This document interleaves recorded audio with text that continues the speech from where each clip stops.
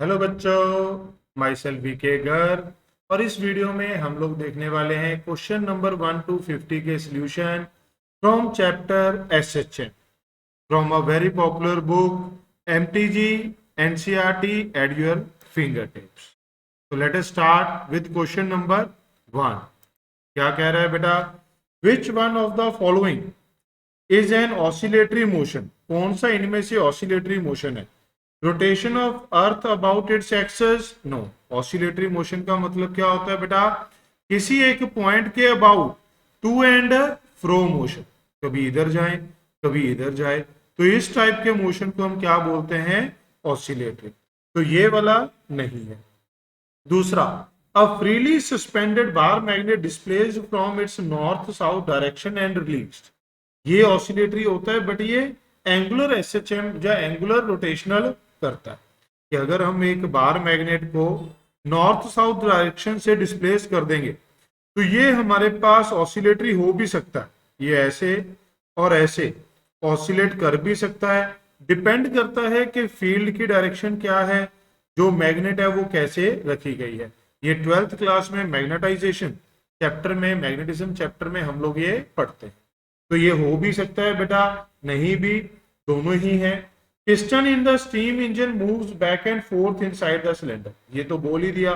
Piston cylinder के अंदर back and fourth motion, back and fourth मतलब कभी ये ऊपर गया कभी नीचे, या हो सकता है हॉरिजॉन्टल सिलेंडर हो, कभी ये राइट की तरफ जाएगा कभी लेफ्ट की तरफ, तो ये तो हमारे पास ऑसिलेटरी होगा ही। तो ये वाला तो हमारे पास ऑसिलेटरी है। An arrow release from the बो, वो एक ही डायरेक्शन में कंटिन्यू करेगा बेटा मूव करते हुए, तो वो ऑसिलेटरी नहीं है। तो पहले ही क्वेश्चन में एसएचएम के थोड़ी सी कंफ्यूजन है। बी भी हो सकता है, सी भी। आंसर सी दिया गया है क्योंकि ये ज्यादा ऑप्टिमल आंसर है। इसमें डिपेंड करेगा कि वो कौन सी सिचुएशन से छोड़ा गया। ये आप 12th क्लास का मैग्नेटिज्म चैप्टर पढ़ने के बाद समझ पाएंगे कि एक स्टेबल इक्विलिब्रियम सिचुएशन होती है तब तो ये एसएचएम करेगा। अगर ये अनस्टेबल इक्विलिब्रियम पोजीशन होती तो ये पूरा घूम जाता, तब ये ऑसिलेशन नहीं करता।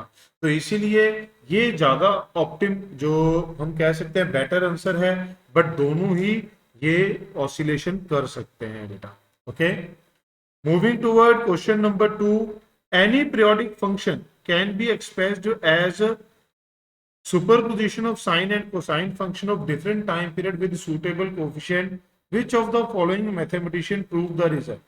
ये एनसीईआरटी बेस्ड क्वेश्चन है। वैसे तो ना नीट में ना जेई में कभी इसके रिलेटेड क्वेश्चन हमसे नहीं पूछे गए हैं साइंटिस्ट के नाम के ऊपर बेस्ड, बट चलिए ऑथर ने दिया हुआ है तो आप एक बार एनसीईआरटी पढ़ सकते हैं। उसमें ये जो डिटेल है ये गिवन है, तो उसी के ऊपर बेस्ड ये दिया गया।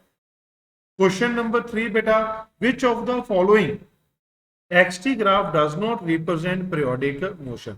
कौन सा पीरियोडिक मोशन नहीं है? आप देख सकते हैं पीरियोडिक मोशन होता है जो अपने आप को एक फिक्स टाइम के बाद रिपीट करे।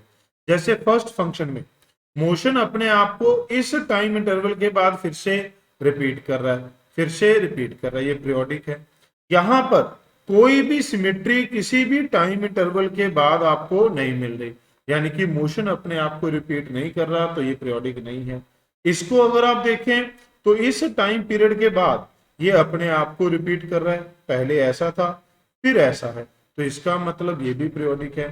ये जो मोशन है ये भी अपने आप को इस टाइम पीरियड के बाद रिपीट कर रहा है बेटा, तो ये वाला मोशन बिल्कुल ऐसा ही मोशन फिर से है, तो इसलिए ये भी पीरियोडिक है। क्लियर है बेटा? Moving toward question number 4। अब ये भी जो हमारे पास इंफॉर्मेशन है ये भी एनसीईआरटी में मेंशन है। क्या कहा गया है? हेलिकोमेंट अपीयर आफ्टर एवरी 76 ईयर्स, तो इसका आंसर क्या आ जाएगा? 76। अलोंग विद दिस एक उन्होंने mercury, the orbital period of planet mercury भी मेंशन है, that is 88 times earth.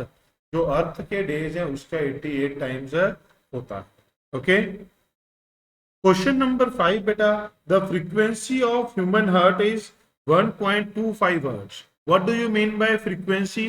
Frequency होता है नंबर ऑफ साइकिल और ऑसिलेशंस पर सेकंड।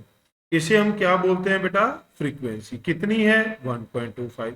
तो पर सेकंड कितनी है 1.25, हमें 1 मिनट में देखनी थी बेटा, तो इन 1 मिनट क्या हो जाएंगी, इन 1 मिनट ये क्या हो जाएगा 1.25 इंटू 60, 1 सेकंड में इतनी है, तो 60 सेकंड में कितनी होंगी, 60 से मल्टीप्लाई कर देंगे बेटा, तो आराम से मुझे लगता है इसमें तो आपको कोई दिक्कत नहीं है, ये क्या हो जाएगा 75। ओके, छोटे छोटे क्वेश्चंस हैं, आसानी से आप कर सकते हैं। ये क्वेश्चन देखिए बेटा, इसमें आपको प्रॉब्लम आएगी, आपको क्या सभी को प्रॉब्लम आएगी, जब तक हमें या तो एडिशनल इंफॉर्मेशन यहाँ पर इनको थोड़ी सी देनी चाहिए थी ब्रैकेट में लिखकर, या फिर हमें कैलकुलेटर यूज करना पड़ता है। क्या कह रहा है बेटा, ध्यान से देखिए, कहते हैं certain oscillatory system the amplitude of motion is 5 metre, amplitude होता है मीन पोजीशन से लेकर एक्सट्रीम पोजीशन के बीच का डिस्टेंस। ओके, इधर क्या हो जाएगा ये -5, this is called amplitude. The time period is 4 second, time period कितना दे दिया बेटा 4, तो इससे आपको ओमेगा मिल जाएगा 2π/t, π/2 रेडियन पर second. The time taken by the particle for passing between the points which are at distance 4 metre, जो 4 metre distance पे है बेटा, and 2 metre from the centre on the same side, centre से कितनी दूर है 2 metre 4 metre, तो कितना टाइम लगेगा यहां से यहां जाने में, 2 से 4 जाने में बेटा। ओके, तो जब 4 से 2 जाने में वो तो सिमेट्री होता है, जितना टाइम जाने में उतना ही टाइम आने। अब अगर आप ध्यान से देखें कि मान लो यहाँ टाइम t1 है, ये टाइम 0 था, ये टाइम t2 है, तो कैसे सॉल्व करेंगे, एसएचएम की equation x is equal to a sine omega, तो x की वैल्यू कितनी है 2, a की वैल्यू एम्पलीट्यूड कितना था बेटा 5 साइन t1, दूसरे के लिए 4 5 साइन ओमेगा t2। अब ये वाला एंगल तो आपको पता है कि साइन जो हमारे पास ओमेगा t2 हो जाए 4/5, तो ये कितना होता है बेटा 53 डिग्री होता है। आप इसको रेडियन में कन्वर्ट भी कर सकते हैं π/180 से, तो ये किस में कन्वर्ट हो जाएगा बेटा, रेडियन में कन्वर्ट हो जाएगा। क्या बात समझ में आई? जब आप इसे थोड़ा सा सॉल्व करते हैं तो ये हमारे पास कितना बन जाता है 0.927 के आसपास आ जाता है। ये मैंने कैलकुलेटर से करी थी बेटा कैलकुलेशन, ठीक है, आप मैन्युअली भी कर सकते हैं। बट जो ऊपर वाली वैल्यू है ये तो आप सॉल्व ही नहीं कर सकते बेटा, साइन ओमेगा t1 2/5 आपको ये वैल्यू नहीं बताई जाती, ना ही आपको ये पता है, तो ये हमने कैलकुलेटर की हेल्प से ही देखा है बेटा। तो ये आता है 0.41 रेडियन, ये कितना आता है 0.41 रेडियन। अब अगर हमारे पास ये आ गया बेटा तो हमें निकालना था t2 माइनस t1, तो वो किसके बराबर आ जाएगा 0.93 divide by omega minus 0.41 divide by omega. आप इसे सॉल्व करेंगे तो 0.52 और ओमेगा की वैल्यू क्या थी पाई इंटू 2, तो आप देख सकते हैं 1.04 डिवाइड बाय 3.14। फिर आप इसे डिवाइड करेंगे तो अब क्योंकि ऑप्शंस आर वेरी क्लोज, आप देख सकते हैं वेरी क्लोज ऑप्शंस, तो आपको फिर से कैलकुलेटर का सहारा लेना पड़ता है। तो ये हमारे पास क्या आता है 0.33, मैंने करके देखा है बेटा, ये बिल्कुल सही मैच यहाँ पर कर जाए। क्लियर है? तो ये हमें अगर ना पता हो, या मतलब मैं क्या कह रहा हूँ, कहना चाह रहा हूँ कि यहाँ पर क्वेश्चन सेटर को क्या देना चाहिए था, डाटा देना चाहिए था। कौन सा डाटा 0.41, ये कि इसकी वैल्यू भी दे देता तब भी काम बन जाता, ये हम सॉल्व कर लेते, और ऑप्शंस थोड़ी सी वाइड बन जाती तो कोई दिक्कत नहीं थी, आप अप्रोक्सीमेशन ही कर सकते थे। बट मेन चीज है कंसेप्ट समझना कि ये कैसे सॉल्व होगा, ठीक है। अगर आपको ये समझ में आ गया तो डाटा अपने आप जब कंपटीशन में आता है तो वो सेट करके देते हैं, ये वैल्यूज देते हैं बेटा। कई बार बच्चे डाउट पूछने आते हैं, वो कहते हैं सर हम ये क्या कितनी वैल्यूज याद रखेंगे, ऐसा कुछ नहीं है। अगर कंपटीशन में आएगा तो वो ये इंफॉर्मेशन आपको, डाटा आपको प्रोवाइड करेगा। Okay, moving toward question number 7, क्या कह रहा है, a block of mass m is attached to one end of massless spring which is suspended vertically from a fixed point. एक हमारे पास मासलेस स्प्रिंग है बेटा, हमने यहां से एक ब्लॉक को सस्पेंड कर, the mass is held with the support, एक यहां पर सपोर्ट लगी है, आप इसे हैंड कह सकते हैं। So that spring is neither stretched और कंप्रेस्ड, नेचुरल लेंथ में स्प्रिंग अवेलेबल था। Suddenly the support of the hand is remove, अगर हमने ये सपोर्ट हटा दी तो इट स्टार्ट मूविंग बेटा, तो यहां पर वेलोसिटी क्या थी, 0।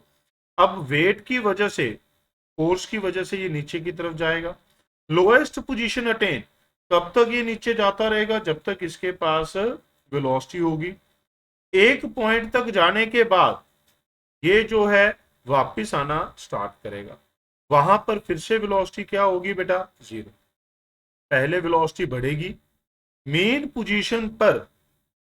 पोजीशन पर जाकर जो वेलोसिटी है वो क्या हो जाती है, मैक्सिमम, जब नेट फोर्स इसके ऊपर क्या होती है, 0।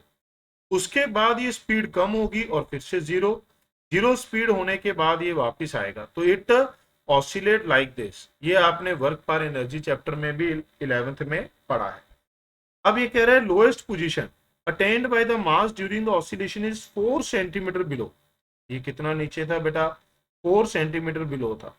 Where it is held the amplitude of oscillation, तो ध्यान से देखिए एम्पलीट्यूड क्या होता है बेटा, जहां पर स्पीड 0 होती है, these two are called extreme positions, this is also called extreme position. Okay, ये दोनों क्या कहलाती हैं, extreme position.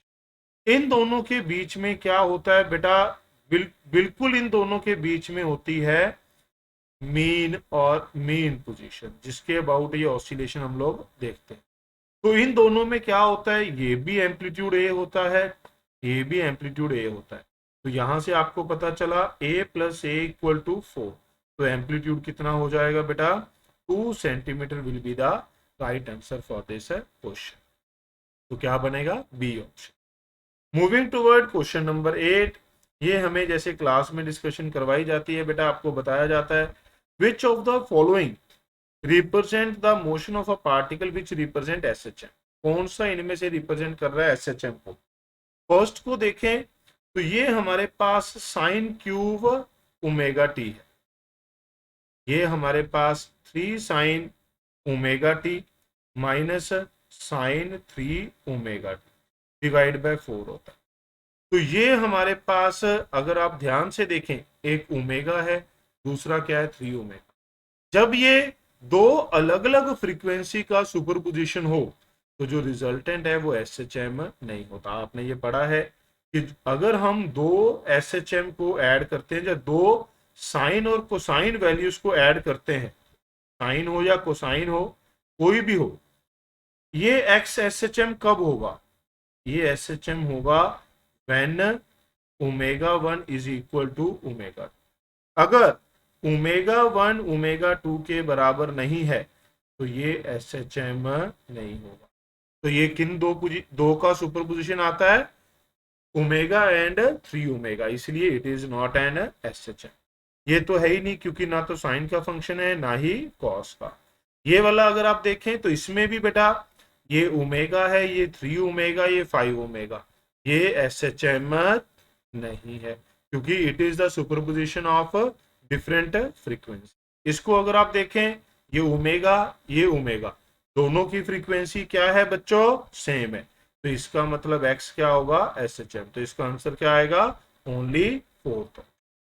Okay, moving toward question number 9, क्या कह रहा है, विच of the following is not a characteristics of simple harmonic motion, कौन सा नहीं है, ये पीरियोडिक होता है, yes, simple harmonic motion is a periodic, तो ये तो कैरेक्टरिस्टिक है, हमने देखना है not characteristic. Motion is along a straight line about the main position, होता है, बट हमेशा होता है ऐसा जरूरी नहीं है। तो ये भी दो ऑप्शन हो जाएंगी, हो भी सकता है और नहीं भी, क्योंकि जो हमारे पास सिंपल पेंडुलम का मोशन है ये स्ट्रेट लाइन नहीं है, ये थोड़ा सा कैसे है बेटा, ऑसिलेटरी है, एंगुलर मोशन होता है। इसे नियरली स्ट्रेट लाइन माना जाता है क्योंकि this is possible for theta, समझ रहे हैं, इसे नियरली एसएचएम माना जाता है। तो ये हमारे पास ज्यादातर केसेस में माना जाएगा, क्योंकि एंगुलर एसएचएम में भी हम नियरली स्ट्रेट लाइन मानते हैं। Oscillations are responsible for energy conservation, yes. Acceleration is directed toward extreme, ये तो प्योरली गलत है बेटा। तो अगर इसमें भी एक थोड़ी सी डाइसी सिचुएशन आई थी बी और डी में, बट डी हमें एक बढ़िया ऑप्शन मिल गई, क्योंकि एसएचएम जब कोई बॉडी या कोई ऑब्जेक्ट कर रहा होता है, तो अगर मान लो वो कहीं पे भी है, उसका एक्सेलरेशन हमेशा किस तरफ होता है बेटा, मेन पोजीशन की तरफ होता है। इसकी वेलोसिटी इधर भी हो सकती थी, इधर भी, इसकी वेलोसिटी इधर भी हो सकती थी, इधर भी, but acceleration is always toward main position. Okay, तो इसने कहा एक्सट्रीम, तो ये तो प्योरली रॉन्ग है। तो अगर हमें एक ही रॉन्ग ऑप्शन मार्क करनी है तो वो डी ऑप्शन ही हो। मूविंग टुवर्ड क्वेश्चन नंबर 10, क्या कह रहा है, ध्यान से देखिए बेटा, काफी कॉमन पॉपुलर क्वेश्चन है। Two particles execute SHM of same amplitude and frequency on parallel lines. They pass one another with when moving in opposite direction. ये मान लेते हैं मेन पोजीशन है, ये एम्पलीट्यूड, ये माइनस। कहता है दो पार्टिकल पैरेलल लाइंस पे कर रहे हैं। अगर आप इसके पैरेलल एक और लाइन बना लें तो कुछ इस तरीके से आप इमेजिन कर सकते हैं। एक पार्ट, दोनों जब a/2 पे थे, कितने पे, a/2 पे, एक अवे जा रहा है, एक टूवर्ड जा रहा है। मैं इसके आपको दो मेथड यहां पर बताऊंगा बेटा, बट अगर अभी तक आपने वीडियो को लाइक नहीं किया है तो फटाफट से लाइक कर दीजिए और चैनल को सब्सक्राइब कर। यहां पर हम दो मेथड्स को देखने वाले। पहला, तो जो हमारे पास फेजर मेथड होता है, ये हमारे पास सर्कल है, ठीक है, डायामीटर के अलोंग जो पॉइंट होता है इट परफॉर्म एसएच। हमें पता है particle moving in a circle, उसकी जो शेडो है along the diameter it perform SH. Okay, अब इसको कैसे देखा जाता है, यहाँ पर साइड पे एक और लाइन यहाँ पर हम ड्रॉ कर लेंगे, इसी को डुप्लीकेट करके यहाँ ले जाते हैं। समझ में आई बात। अब ये है प्लस से, पार्टिकल यहां से चलना शुरू करता है बेटा, इस पॉइंट से, वो इस तरफ घूमता रहता है, इस तरफ घूमता है, ऐसे, वो ऐसे। तो ये उसका प्लस ए है, ये उसका माइनस ए है, ये 0 है और ये हमारे पास माइनस। अब एक पार्टिकल a/2 पे, दोनों पार्टिकल कहाँ थे, a/2 पे, तो यहाँ एक लाइन और ड्रॉ कर लेते हैं, दोनों पार्टिकल कहाँ थे बेटा, a/2 पे थे, दोनों पार्टिकल कहाँ थे, a/2 पे। एक पार्टिकल किधर जा रहा था, a की तरफ, तो एक पार्टिकल किधर जा रहा है, a की तरफ। दूसरा पार्टिकल a से वापस आ रहा था, तो दूसरा पार्टिकल a से वापस आ रहा था। ये हो गया एक नंबर पार्टिकल और ये हो गया 2 नंबर पार्टिकल। या ये समझ में आया अभी, क्या ये समझ में आया। अब ये जो हाइट है ये कितनी है बेटा, a/2, जो रेडियस है वो कितना होता है, a। अब अगर ऐसा है तो ये वाला एंगल कितना बनेगा बच्चों, 60 डिग्री। क्यों, क्योंकि अगर ये 90 डिग्री है बेटा, ये क्या है हमारे पास 90 डिग्री। अगर ये 90 डिग्री है, ये हाइपोटेन्यूज हो गया, ये बेस, तो cos 60 क्या होता है, cos 60 बेस बाय हाइपोटेन्यूज, तो बेस क्या हो जाएगा, a/2। तो इसलिए हमारे पास ये एंगल कितना बन गया, 60। क्या ये समझ में आया अभी। उल्टा भी लिख सकते हैं, cos theta base by hypotenuse, a/2 by a 1/2, तो थीटा 60। सेम वे में यहां पर भी एंगल क्या हो जाएगा बेटा,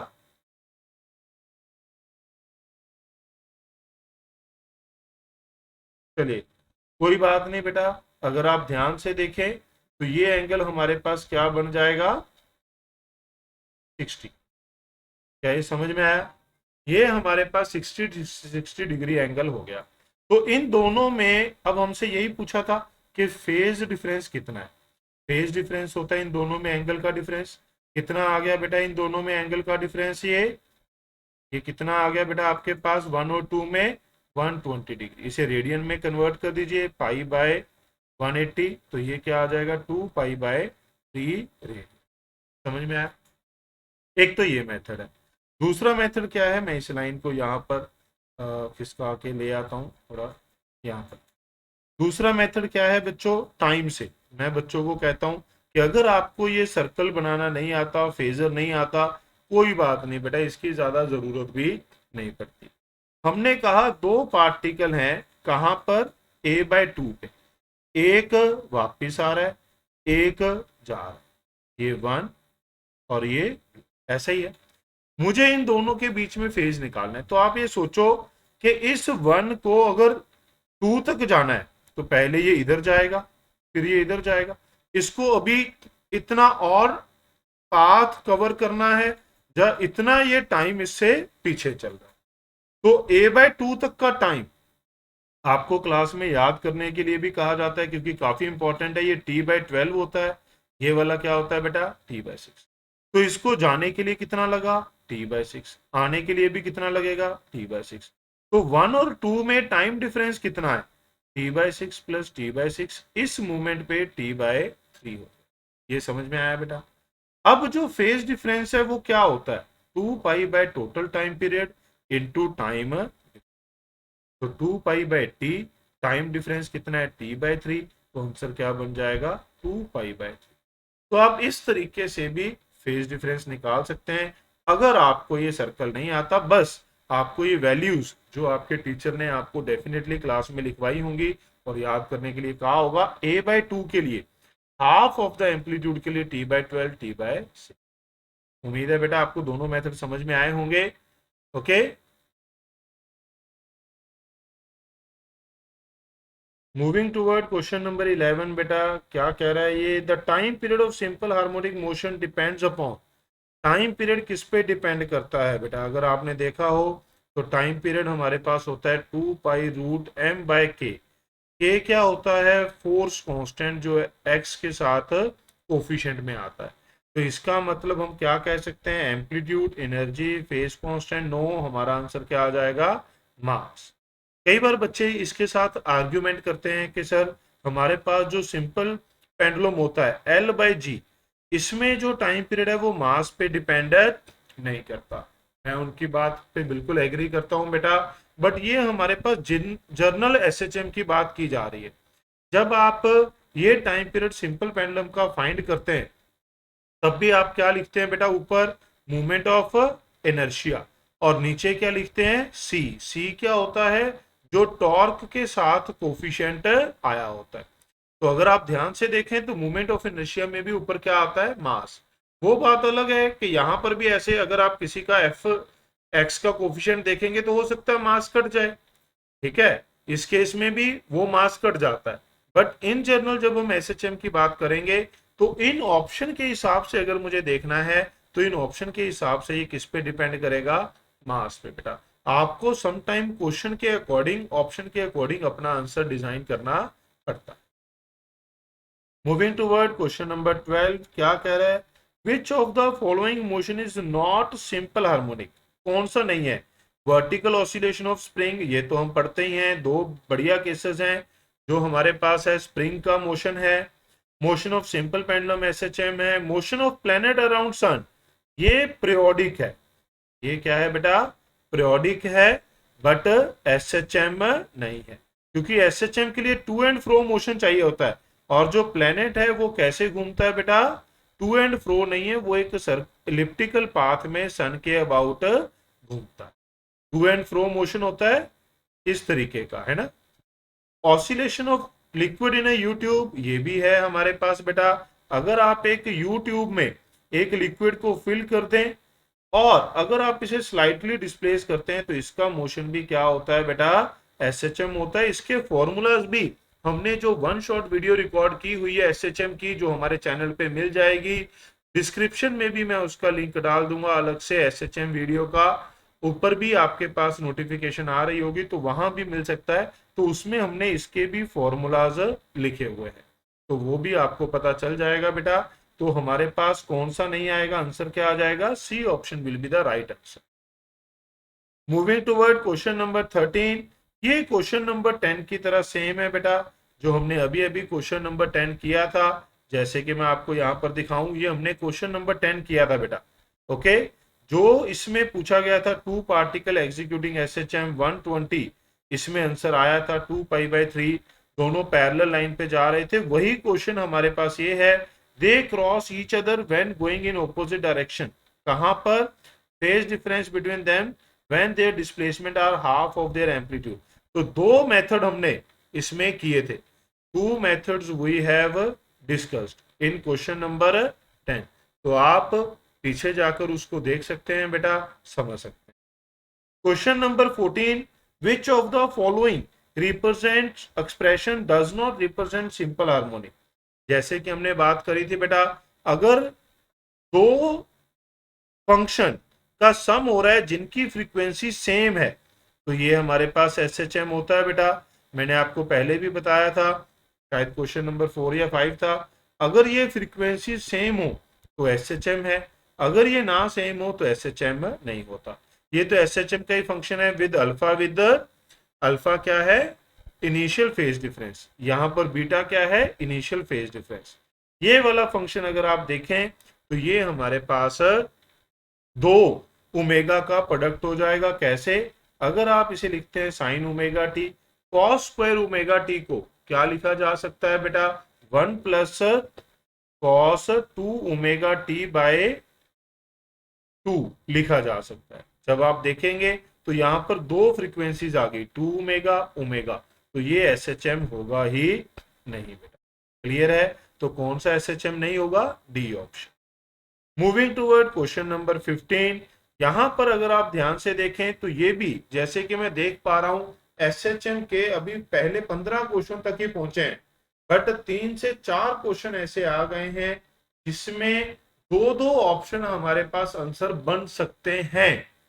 वो तो बात अलग है कि हमें एक जो है बिल्कुल करेक्ट ऑप्शन की तरफ जाना पड़ता है, बट दो दो आंसर बन रहे हैं। वैसे ही यहां पर भी दो आंसर बन रहे हैं। हमारे पास क्या होता है? D square x by D T square, it should be proportional to minus X. SHM की कंडीशन यही होती है बेटा, force proportional to minus X, acceleration proportional to minus X, तो D square x by D T भी minus x.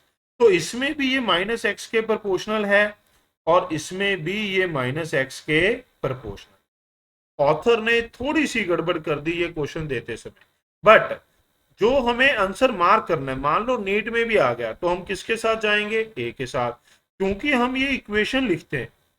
हम ये क्या लिखते हैं बेटा? एसएचएम की इक्वेशन में हम ये लिखते हैं, जब आप डिफरेंशिएशन करके डिराइव करते हैं तो एक्सेलेरेशन आता है माइनस ओमेगा स्क्वायर एक्स। तो ये क्या बन गया? D square x by D T square equal to minus omega square x.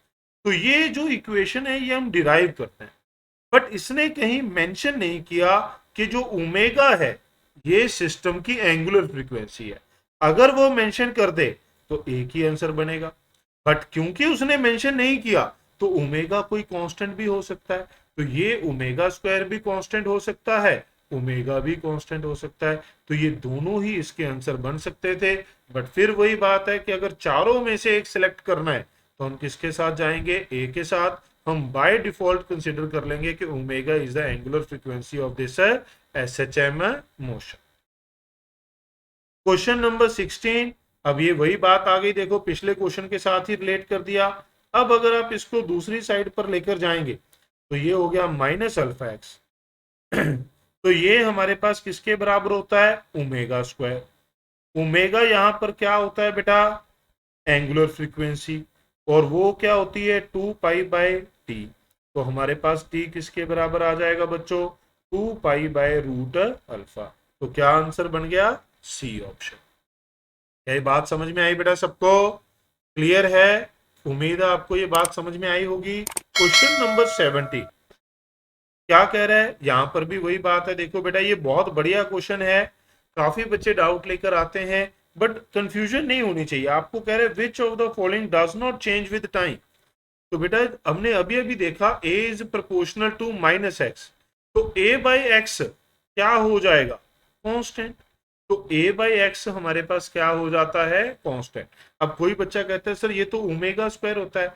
तो किसी भी एक मोशन के लिए, किसी पार्टिकल के एक एसएचएम मोशन के लिए ओमेगा क्या होगा बेटा? फिक्स होगा। ये किस पे डिपेंड करता है? के और एम पे, जी और एल पे। अगर वो एसएचएम हो रहा है, फिक्स एसएचएम है, तो उसके लिए ओमेगा स्क्वायर क्या हो जाता है? कांस्टेंट। इसलिए ए बाई एक्स क्या है? कांस्टेंट। तो आंसर क्या बन जाता है? C option.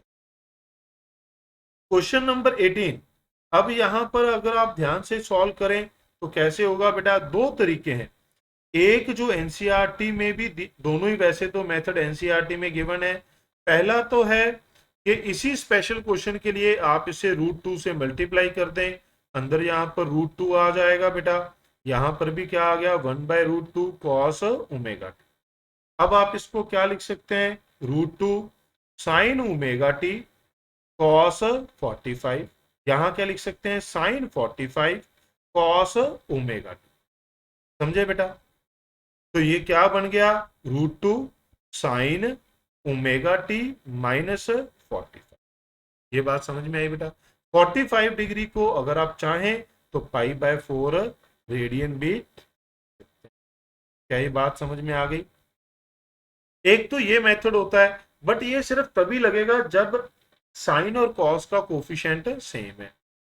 दूसरा मेथड क्या होता है बेटा, फेजर, कि हमारे पास ये होता है साइन ओमेगा टी, आपको ड्रॉ करवाया होगा, ये हमारे पास होता है कॉस ओमेगा टी, ये हमारे पास क्या होता है माइनस कॉस ओमेगा टी, और ये हमारे पास क्या होता है माइनस साइन। अब हमारे पास ये किस किस का कॉम्बिनेशन है, साइन और कॉस, माइनस कॉस का। तो साइन का कोफिशिएंट कितना है 1, माइनस कॉस का कोफिशिएंट कितना है 1। तो कहां पर आएगी बीच में वैल्यू रिजल्टेंट 45, क्योंकि दोनों की वैल्यू क्या है 1 1, तो बिल्कुल बीच में आएगा। कितना आएगा 1 का स्क्वायर प्लस 1 का स्क्वायर, कितना आ गया √2। तो हमारे पास फाइनल वैल्यू क्या आई, एम्पलीट्यूड हो गया √2 साइन ओमेगा टी से कितना पीछे है बेटा, upward direction is taken as positive, downward direction is taken as negative. तो ये कितना पीछे है हमारे पास 45 डिग्री। तो ये हमारे पास वही एक्सप्रेशन बन गया जो ऊपर था।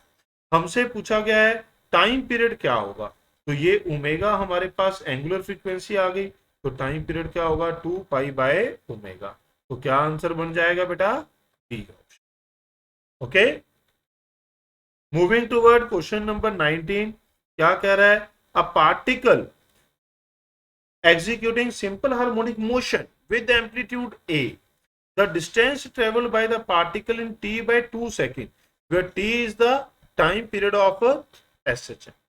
t/2 सेकेंड में, अब t/2 सेकेंड बेटा, अब इसने यही तो नहीं दिया कि कहां से स्टार्ट करना है, तो अगर मैं ओरिजिन से स्टार्ट करूं बाय डिफॉल्ट तो t/2 सेकेंड यानी कि हाफ ऑसिलेशन हो जाएगी बेटा। हाफ ऑसिलेशन हो जाएगी तो हमारे पास इधर कितना गया ए, वापस कितना आया ए। तो डिस्टेंस पूछा है बेटा, डिस्प्लेसमेंट पूछा होता तो डिपेंड करता कि मैं कौन सी ऑसिलेशन ले रहा हूं। डिस्टेंस पूछा है तो ये इंडिपेंडेंट हो गया, कैसे, इस केस में 2a आ गया बेटा। अब अगर मान लो ये पार्टिकल आपने इधर से ले लिया, यहां से ये गया t/4, 1/4 ऑसिलेशन, ये t/4 कितनी हो गई बेटा, हाफ ऑसिलेशन हो गई, कितना गया ए। तो अब भी डिस्टेंस कितना हो जाएगा, इस केस में डिस्प्लेसमेंट 0 था, यहां पर डिस्प्लेसमेंट 2 है। तो डिस्प्लेसमेंट अगर पूछता तो ये मेंशन करता कि कौन सा टाइम हाफ ऑसिलेशन लेना है। डिस्टेंस में ये हमेशा क्या होगा 2a। आप अगर कहीं बीच में से भी लेंगे तब भी हमारे पास क्या होगा 2a ही होगा डिस्टेंस में। Okay, moving toward question number 20। बहुत सारे बच्चों को ग्राफ देखने में दिक्कत आती है बेटा, ग्राफ उसको देख के पता नहीं चलता कि क्या दिया है हमारे पास, इसके ऊपर बहुत अच्छे अच्छे क्वेश्चन भी बनते हैं। क्या कह रहे हैं, displacement versus time curve for the particle SHM shown in the figure, which of the following term is constant, phase of the oscillator is same at t equal to 0 and t equal to 2। what do you mean by same phase?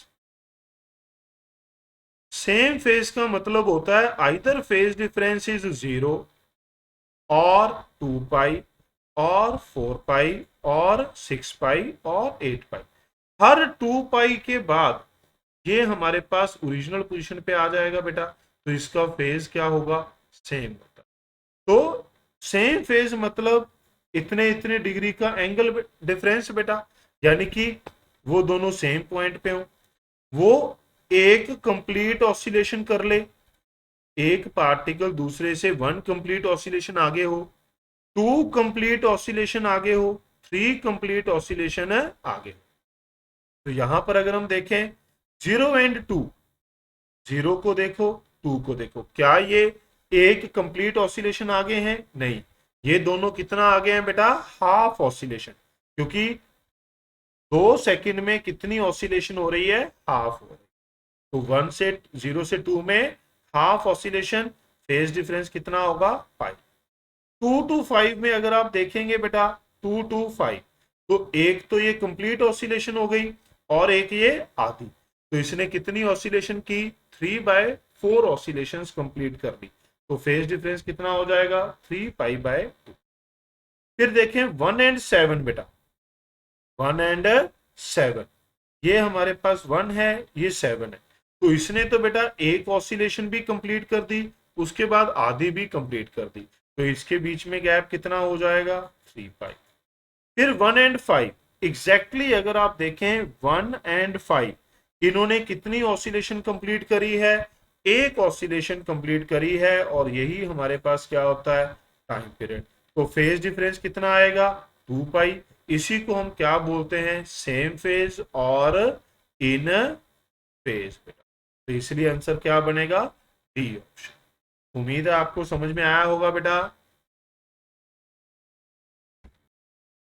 तो moving toward question number 21, क्या कह रहा है बेटा? Question number 21, two simple harmonic motions are represented by the equations. दो simple harmonic motion ऐसे दिए गए हैं, रेशियो ऑफ एम्पलीट्यूड। पहली बात तो मैं आपको बता दूं, काफी इंपॉर्टेंट क्वेश्चन है, कॉम्पिटिशन्स में पहले काफी बार पूछा जा चुका है। y1 एम्पलीट्यूड की रेशियो हमें निकालनी है। y1 का तो एम्पलीट्यूड साफ साफ दिख रहा है, ये तो साइन के अंदर एक फंक्शन है, जो साइन का कोफिशिएंट होता है, दिस इज एम्पलीट्यूड। तो a1 कितना हो जाएगा बेटा? 10। ये तो आपको क्लियरली दिखाई दे रहा है। बट y2 के लिए आपको देखना पड़ेगा, it is sum of two superpositions of two SHM, sum of two SHM और सुपरपोजिशन ऑफ टू SHM। अगर आप ध्यान से देखें तो ऐसा एक क्वेश्चन आप थोड़ी देर पहले जस्ट आपने 18th नंबर क्वेश्चन में देखा था, जिसमें साइन और कॉस का फंक्शन था, वहां माइनस कॉस था, यहाँ प्लस कॉस है। तो अगर आप ध्यान से देखें तो ये साइन है, ये कॉस है, बट इनकी जो फ्रीक्वेंसी है 3π, यानी कि ये भी एक SHM होगा। हमने प्रीवियस कुछ क्वेश्चन में ये देखा कि अगर फ्रीक्वेंसी सेम है तभी हमारे पास ये SHM होता है। अब इसका रिजल्टेंट कैसे निकाल? वैसे तो एक वही मेथड है, 1/2 से मल्टीप्लाई कर दो, कॉमन बनाओ, sine A plus B, sine A minus B, उस फंक्शन को यूज कर सकते हैं। दूसरा मेथड आपको क्या बताया था, क्वेश्चन नंबर 18 में भी बात करी थी, फेजर। ये मेरे पास साइन है, रेफरेंस है बेटा, ये मेरे पास क्या था? कॉस। नेगेटिव कॉस हमने नीचे की तरफ कंसीडर किया था बेटा। ओके, याद होगा आपको, नहीं तो आप क्वेश्चन नंबर 18 में फिर से जाके देख सकते हैं। अब अगर आप देखें तो साइन के साथ कितना है? 5, कॉस के साथ कितना है? 5√3। तो हमारे पास जो रिजल्टेंट एम्पलीट्यूड है वो कितना हो जाएगा बेटा? ये हो जाएगा 5 का स्क्वायर प्लस 5√3 का स्क्वायर। तो मुझे लगता है सबको ये दिख गया होगा कि ये कितना होने वाला है? 10। ओके, तो अब अगर हम देखें तो ये y2 क्या हो जाएगा? 10 साइन 3πt प्लस 5 क्या है? जो ये साइन के साथ एंगल है, ये मैं एडिशनल बात आपको यहाँ पर बता रहा हूँ।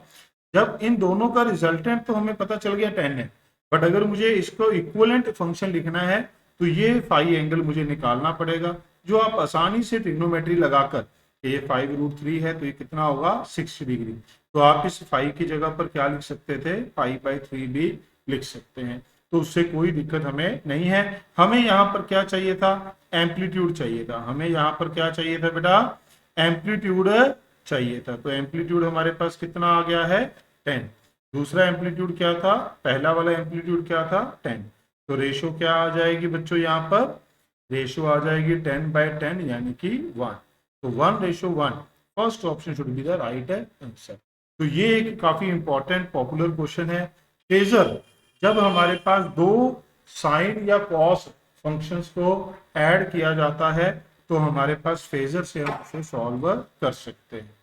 क्वेश्चन नंबर 22 क्या कह रहा है बच्चों? ध्यान से देखिए, कहता है figure shows the displacement time graph of two simple harmonic motions 1 and 2 from the graph it follows that curve है सेम फ्रीक्वेंसी, फ्रीक्वेंसी कंपेयर करना है बेटा।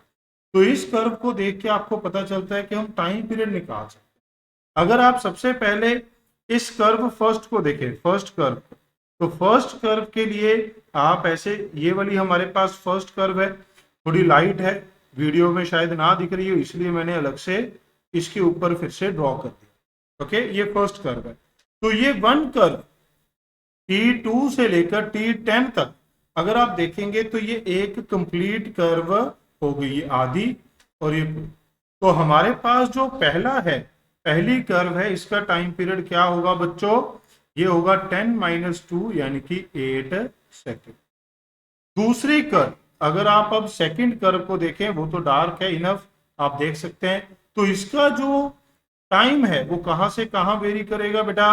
अगर आप ध्यान से देखें, मैंने यहां से इस कर्व को पकड़ा, ये कर्व हमारे पास क्या हो गई, आधी कर्व। इसको मैं बाकी को इरेज कर देता हूं ताकि कोई कंफ्यूजन ना हो। तो ये भी हमारे पास जो ब्लू वाली थी, ये हमने एक कर्व यहां तक कंप्लीट ली थी, ये आगे वाला पार्ट भी यहां से हटा देता हूं मैं। ये हमने ब्लू वाली एक कर्व ली, इसका टाइम निकाला, ये हमने पिंक वाली यहाँ पर एक कर्व ली, इसका टाइम निकाला, तो कितना आएगा बेटा, 5-1 यानी कि 4। तो हमसे फ्रीक्वेंसी पूछी है, तो अगर मैं ध्यान से देखूं तो ये हो जाएगा 1/f1, ये हो जाएगा 1/f2। तो f1 कितना आ गया बेटा, 1/8, f2 कितना आ गया बच्चों, 1/4। अब अगर मुझे रेशो लिखनी है तो मैं कुछ इस तरीके से लिख सकता हूं कि ये हो गया 2/8 यानी कि 2 टाइम्स f1। तो हमारे पास f2 कितना आ जाएगा, 2 टाइम्स f1। अगर आपको ये नहीं समझ में आया तो आप इसे सिंपल डिवाइड कर सकते हैं, कोई दिक्कत परेशानी वाली बात नहीं है। आप इसे कह सकते हैं f1/f2, ऊपर 4 नीचे 8, तो हमारे पास क्या आ जाएगा, f1 इक्वल टू, उल्टा कर दिया नहीं, हाँ, 2f1 equal to f2। Okay, तो हमारे पास जो फ्रीक्वेंसी ऑफ सेकंड है, जब फ्रीक्वेंसी ऑफ फर्स्ट है, it is half of second, तो हाफ ऑफ सेकंड कर, तो ये हमारे पास क्या आ गया, सी option. Okay, moving toward question number 23। ये भी काफी क्रूशियल क्वेश्चन है, बहुत बच्चे डाउट लेकर आते हैं बेटा, काफी अच्छा क्वेश्चन है। सुपरपोजिशन, दो एसएचएम की तो आपने काफी बार क्लास में की होगी, बहुत सारे क्वेश्चंस हैं, अलग अलग बुक्स में अवेलेबल है, बट यहाँ पर 4 सुपरपोजिशंस हैं। अगर आप ध्यान से देखें, सभी की एंगुलर फ्रीक्वेंसी क्या है बेटा, सेम है, सभी की एंगुलर फ्रीक्वेंसी सेम है, तो resultant will be an SHM. तो आप इन्हें सिंपल फेजर की हेल्प से ही जो है सॉल्व कर सकते हैं। जैसे कि मैंने आपको कहा था कि हॉरिजॉन्टल होता है, साइन लेते हैं इन जनरल, यहां पर हम क्या लिखते हैं, कॉस।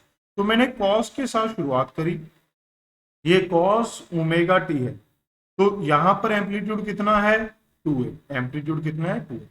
अब कॉस ओमेगा टी प्लस π/2 हमने उस दिन समझा था, 18 नंबर क्वेश्चन में हमने देखा था बेटा, पिछले क्वेश्चन में।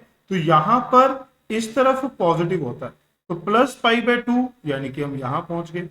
इस कॉस एंगल के साथ, ये एंगल है ना ओमेगा टी, कितना ऐड हो गया, प्लस π/2, तो ये प्लस कितना है इसका एम्पलीट्यूड, ए। फिर कितना ऐड हो गया बेटा, पाई, यानी कि हमने कॉस के साथ कितना एंगल बना लिया, अब पाई। ये भी कितना एम्पलीट्यूड है, ए है। फिर एंगल कितना हो गया, 3π/2, यानी कि हम यहां पहुंच गए बेटा। तो ये एंगल है 3π/2, और यहां पर एम्पलीट्यूड कितना है बच्चों, a/2। बस अब आपके पास ये 4 वेक्टर हैं, 2a, a/2, इनका रिजल्टेंट निकालना तो आप बहुत आसानी से जानते हैं बेटा। तो क्या होगा, अगर आप ध्यान से देखें, दिस 2a माइनस दिस, ये दोनों ऑपोजिट डायरेक्शन में है, तो क्या बचेगा यहाँ पर, a, और ये दोनों a और a/2 ऑपोजिट डायरेक्शन में है, तो यहाँ क्या बच जाएगा, a/2। तो बेटा नेट जो रिजल्टेंट है वो क्या होगा, वो हमें यहाँ पर देखना है। तो resultant will B √a² plus a/2 का स्क्वायर, तो इट बिकम्स √5/2। ओके, उम्मीद है आपको समझ में आया होगा, और आप ऐसे क्वेश्चंस को हाईलाइट भी करके रख सकते हैं बेटा। जितनी बार इसे रिवाइज कर लेंगे उतना ही आपके लिए अच्छा है, क्योंकि अगर ऐसा क्वेश्चन कंपटीशन में आता है तो बहुत ही कम बच्चे इसे कर पाते हैं। Moving toward question number 24। क्या कह रहा है, ध्यान से देखिए बेटा। A particle executing SHM is described by the displacement function this if the initial t equal to 0 position of the particle is 1 centimeter, initial velocity is this, angular velocity frequency is this, the amplitude of its motion। यहां पर थोड़ी सी गड़बड़ है, देखिए बोला है angular frequency, unit दे दी है frequency की, तो आपको थोड़ा सा ये समझना होगा कि ये ओमेगा की यूनिट है, क्या होनी चाहिए थी, रेडियन पर सेकेंड है होनी चाहिए थी। यहाँ पर बुक से थोड़ी सी गलती हो गई है, जिसने भी ऑथर ने क्वेश्चन बनाया होगा, हो जाता है कभी कभार ऐसा। तो अगर आप देखें तो पोजीशन क्या है, a cos omega T plus 5। बाकी देख लेते हैं किससे आंसर आता है हमारा। तो v क्या हो जाएगा बेटा, अगर आप इसे डिफरेंशिएट करेंगे तो v हमारे पास क्या हो जाएगा, a cos का differentiation minus sign omega T plus 5, T का कोफिशिएंट मल्टीप्लाई हो जाता है, तो ये हमारे पास क्या बन गया बेटा, minus omega a sine omega T plus 5, ये v बन गया। ये ऐसे हमें कहा गया है at T equal to zero, at T equal to zero position of the particle is 1 centimetre, मैं सेंटीमीटर में ही रख लूंगा, a cos 5। जब t की वैल्यू 0 पुट करोगे तो ये वाली टर्म क्या हो जाएगी बेटा, 0 हो जाएगी। ओके, तो क्या बचेगा अंदर, cos 5। अब अगर हम वेलोसिटी को देखें तो कहता है इनिशियल वेलोसिटी इज पाई, तो यानी कि t 0 पे अगर आप वेलोसिटी लिखेंगे तो क्या होगा बेटा, नीचे वाली इक्वेशन को यूज करेंगे तो ये क्या हो जाएगा, pi centimetre per second minus omega a sine 5, क्योंकि ओमेगा टी फिर से क्या हो जाएगा, यहाँ पर 0 हो जाएगा। तो आपके पास दो इक्वेशन बन गई, इक्वेशन नंबर 1, इक्वेशन नंबर 2। अब हमें क्या फाइंड करना है, एम्पलीट्यूड फाइंड करना है। उसके लिए पहले साइन और कॉस को गायब करना पड़ेगा। दो तरीके हैं, पहले तो हम ओमेगा को पुट कर देते हैं। अब ये ओमेगा की वैल्यू पाई है बेटा, क्या दी रखी है, पाई, तो हमारे पास ये क्या बन जाएगा, अगर आप ध्यान से देखें तो ये हमारे पास पाई से पाई कट जाएगा, तो ये हमारे पास क्या बन जाएगा, 1 equal to minus a sine 5। Okay, ठीक है। तो अब हम क्या करेंगे, हम सिंपल देखेंगे कि 1 बाय ए जो है, और इधर क्या है माइनस 1 बाय ए साइन 5, और इधर क्या है 1 बाय ए कॉस 5। तो इन दोनों का सम कर दो बेटा, स्क्वायर करो प्लस सम कर दो, 1 बाय ए का स्क्वायर प्लस माइनस 1 बाय ए का square cos square 5 plus sine square 5। तो प्लस करेंगे तो ये क्या हो जाएगा बेटा, आप सबको मालूम होगा ना, sine square theta plus cos square theta क्या होता है, 1 होता है, बट साइन लिखना तो पड़ेगा ना, उसके लिए मैंने दोनों जगह देखो क्या लिख दिया, कॉस। तो ये बन गया बेटा हमारे पास, तो सिंपल ये आ गया 1 by a square plus 1 by a square equal to 1। तो ये क्या आ गया, 2 by a square equal to 1। तो ए कितना आ जाएगा बेटा, रूट, कितना हो जाएगा, रूट। तो एम्पलीट्यूड क्या आ जाएगा, क्लियर है। Moving toward question number 25। क्या कहता है बेटा, ये circular motion of the particle with constant speed, circular motion with constant speed. बेटा यहाँ बच्चे कई बार धोखा खा जाते हैं कि सर क्लास में तो बताया था कि सर्कुलर मोशन में is related to SHM, but बेटा इसने सर्कुलर मोशन की बात की है। सर्कुलर मोशन क्या है, पीरियोडिक है, एक टाइम के बाद रिपीट करेगा, एक टाइम के बाद क्या करेगा बेटा, रिपीट करेगा। बट इसकी जो शेडो है, इसकी जो शेडो होती है किसी भी डायामीटर पे, वो ऐसे ऑसिलेट करती है।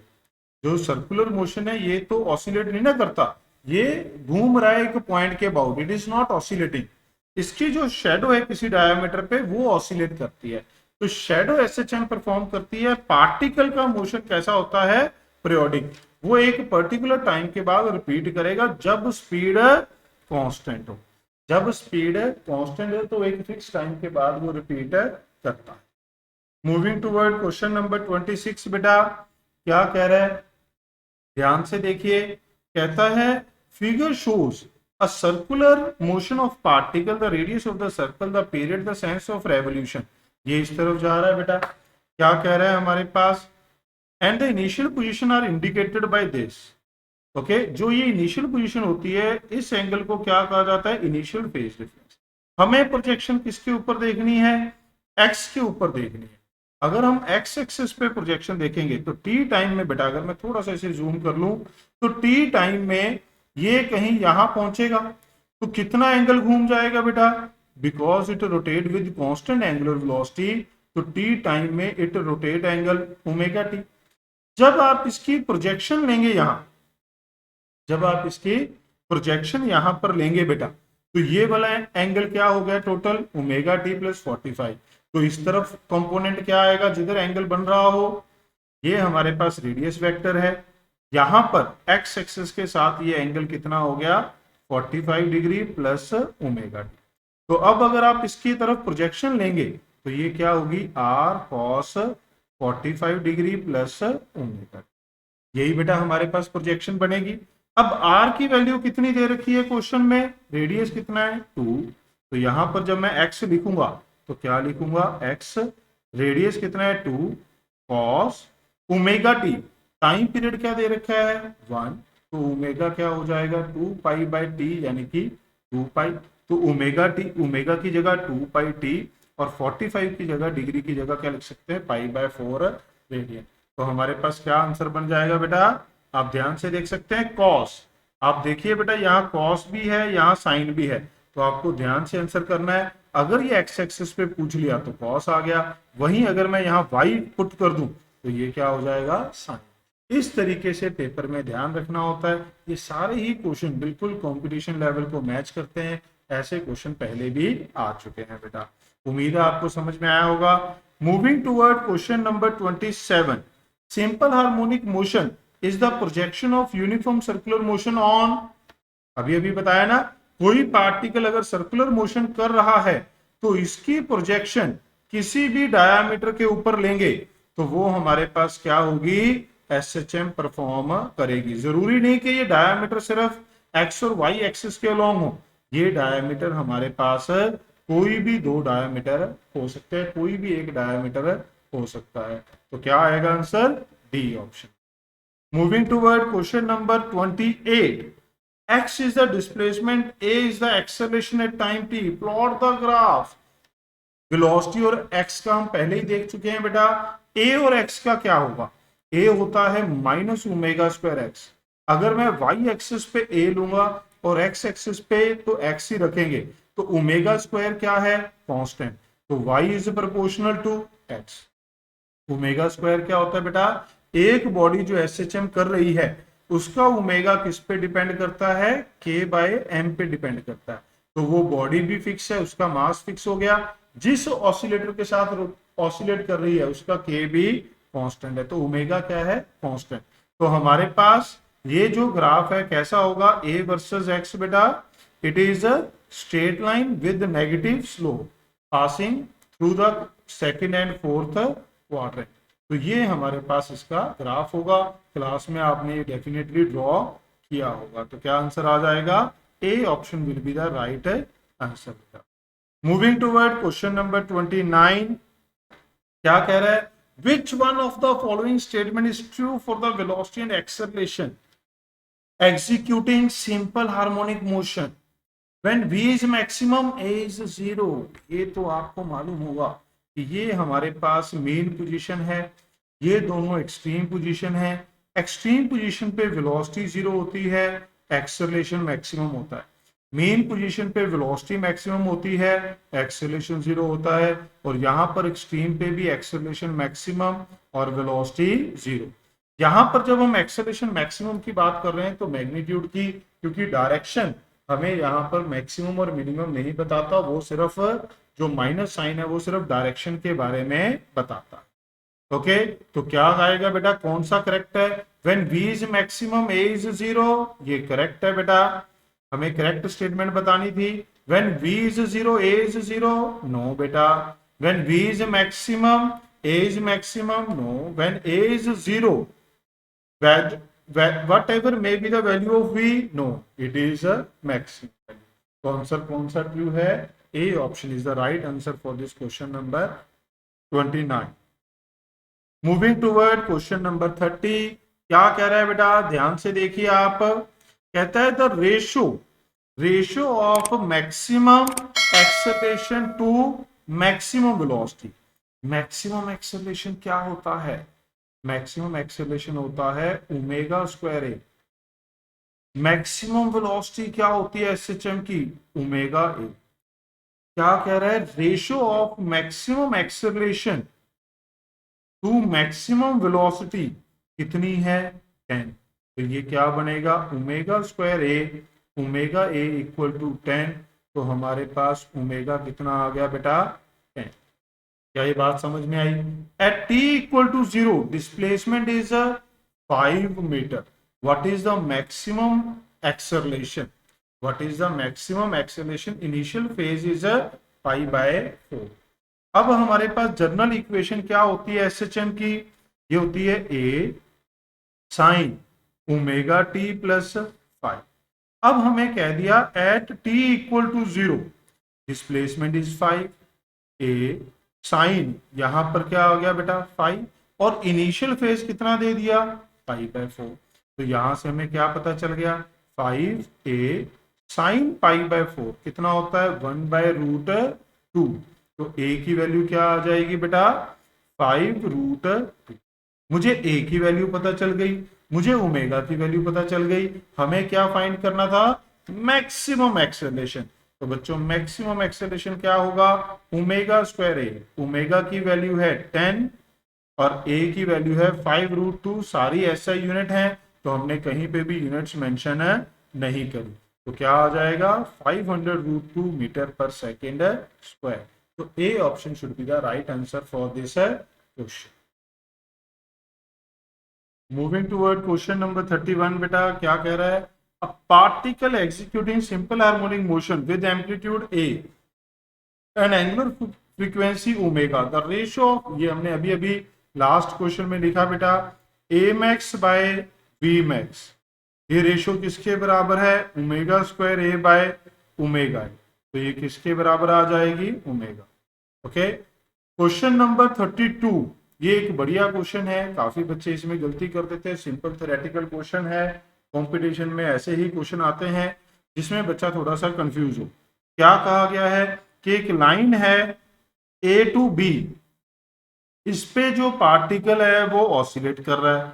ओ जो है उसकी मेन पोजीशन है। इन दोनों के बीच का डिस्टेंस कितना है?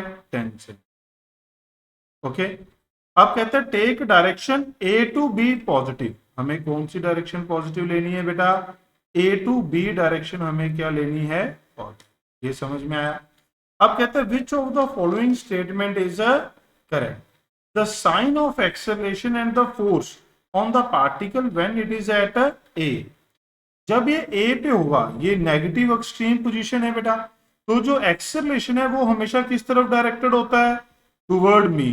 ये भी हमने इस जो एमटीजी फिंगर टिप्स के पहले क्वेश्चन किए हैं, मुझे एग्जैक्ट क्वेश्चन नंबर याद नहीं, बट उसमें हमने ये देखा था कि acceleration is always directed toward main position.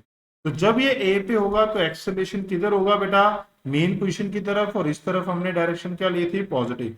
तो इन्होंने कहा है ये नेगेटिव होगा, तो ये गलत हो गया। Sign of acceleration and force on the particle when it is at B. जब ये बी पे होगा तो एक्सेलरेशन की डायरेक्शन फिर से मेन पोजीशन की तरफ बेटा, तो ये किस तरफ होगी? Left side. अब पॉजिटिव अगर राइट की तरफ है तो लेफ्ट की तरफ क्या होगा? नेगेटिव। बट यहां इन्होंने क्या मेंशन किया है? पॉजिटिव, तो ये भी गलत हो जाएगा। Moving toward option C, the sign of velocity and acceleration and force. भाई जिधर एक्सेलरेशन होगा, मैं फोर्स के बारे में इसलिए नहीं लिख रहा, उसी तरफ फोर्स होगी। तो एक्सेलरेशन और फोर्स का साइन तो सेम होगा, बस वेलोसिटी का अलग हो सकता है, वो हमें देखना होगा। On the particle when it is 3 centimetre away from A से 3 सेंटीमीटर दूर है, तो ओ कितनी दूर था बेटा? 5, क्योंकि ये मिड पॉइंट है बेटा। तो यहां पर कहीं होना चाहिए 3 सेंटीमीटर वाला पॉइंट। ओके, इसको नाम दे दिया मान लो पी। तो जब ये यहां पर होगा तो एक्सेलरेशन तो कंफर्म हो गया। एक्सेलरेशन किस तरफ होता है? मेन पोजीशन की तरफ। तो एक्सेलरेशन की डायरेक्शन तो पता चल गई। वेलोसिटी, वेलोसिटी बेटा इधर भी हो सकती है और इधर भी, क्योंकि जब ये ऑसिलेट करता है ऐसे जाता है, फिर वापस आता है, फिर ऐसे जाता है। तो इसकी दोनों डायरेक्शन में वेलोसिटी हो सकती है। तो इसने क्या कहा है, गोइंग टूवर्ड बी, किस तरफ जा रहा है, बी की तरफ। किस तरफ जा रहा है बेटा, बी की तरफ जा रहा है। तो वेलोसिटी और एक्सेलरेशन दोनों ही हमारे पास राइट की तरफ है और वो पॉजिटिव है, और इसने क्या कहा है यहाँ पर, पॉजिटिव। तो ये क्या हो गया, correct option. B option, sign of velocity and acceleration and force on the particle when it is 4 centimeter from B। B से कितना है, 4, तो यहां पर पहुंच जाएगा बेटा, B से 4 सेंटीमीटर दूर। तो एक्सेलरेशन तो कंफर्म है, मेन पोजीशन की तरफ। वेलोसिटी के लिए क्या कहा है, अवे फ्रॉम गोइंग टूवर्ड ए की तरफ जा रहा है, तो वेलोसिटी भी किधर होगी बेटा, इधर, और एक्सेलरेशन भी इधर। तो दोनों क्या है, नेगेटिव, बट इसने क्या दिया है, पॉजिटिव, तो ये भी गलत है। तो करेक्ट ऑप्शन कौन सी हो जाएगी, सी ऑप्शन हमारे पास क्या हो जाएगी, करेक्ट ऑप्शन हो जाएगी बेटा। क्लियर है। मूविंग टुवर्ड क्वेश्चन नंबर 33, क्या कह रहा है आपको, the piston in a cylinder head of a locomotive has a stroke of length 6 metre. Stroke of length का मतलब क्या होता है बेटा, पिस्टन का स्ट्रोक लेंथ होती है जो लोएस्ट पॉइंट से ये स्टार्ट होगा, ये पिस्टन है, और हाईएस्ट पॉइंट जहां तक ये जाएगा वो हमारे पास जो होता है वो कंप्लीट स्ट्रोक लेंथ होती है।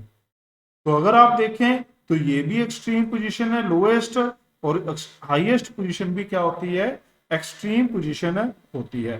दो एक्सट्रीम के बीच का डिस्टेंस कितना होता है, 2 टाइम्स एम्पलीट्यूड। तो एम्पलीट्यूड क्या हो जाएगा बेटा, 6/2 यानी कि 3 मीटर, क्योंकि स्ट्रोक कितना था, 6। कहते हैं if the piston executing simple harmonic motion with an angular frequency, omega दे दिया बेटा, ओमेगा कितना है, 200 यूनिट का ध्यान देना है, रेडियन पर मिनट। तो आपको इसे किस में कन्वर्ट करना है, सेकंड में। तो 60 सेकंड, तो ये कट जाएगा, तो ये क्या बना, 10/3 रेडियन पर सेकंड। तो मैक्सिमम स्पीड का फॉर्मूला क्या होता है बेटा, ओमेगा है। तो ये आ जाएगा 10/3 इंटू 3, तो कितना बन जाएगा, 10 मीटर पर सेकेंड। क्या हो जाएगा बेटा आंसर, 10 मीटर पर सेकेंड। तो answer option will be D option. Moving toward question number 34, क्या कह रहा है बेटा, particle executing SHM according to the equation the displacement and acceleration of the particle at t = 1.5। अब अगर आप ध्यान से देखें, हमें x गिवन है 5 cos 2πt प्लस π/4। हम इसकी वैल्यू निकाल लेंगे तो एक्सेलरेशन सीधा हो जाएगा। एक्सेलरेशन क्या होता है, ओमेगा स्क्वायर एक्स। तो दोनों सेम टाइम पे निकालना है, तो अलग अलग इक्वेशन सॉल्व करने की जरूरत नहीं है। पहले इसको सॉल्व करते हैं। t = 1.5, तो x हो जाएगा 5 cos 2π इंटू 1.5 प्लस π/4। अब अगर आप ध्यान से देखें बेटा, थोड़ा सा मैथ यहाँ पर यूज होगा। जो नॉन मेडिकल के बच्चे हैं, जो जेई की तैयारी कर रहे हैं, उनको तो यहाँ कोई ज्यादा बड़ी समस्या नहीं आएगी, बट जो नीट के स्टूडेंट है, जो मेडिकल की तैयारी कर रहे हैं, उनके लिए थोड़ी सी समस्या हो सकती है। तो यहाँ पर क्या होगा, cos 3π।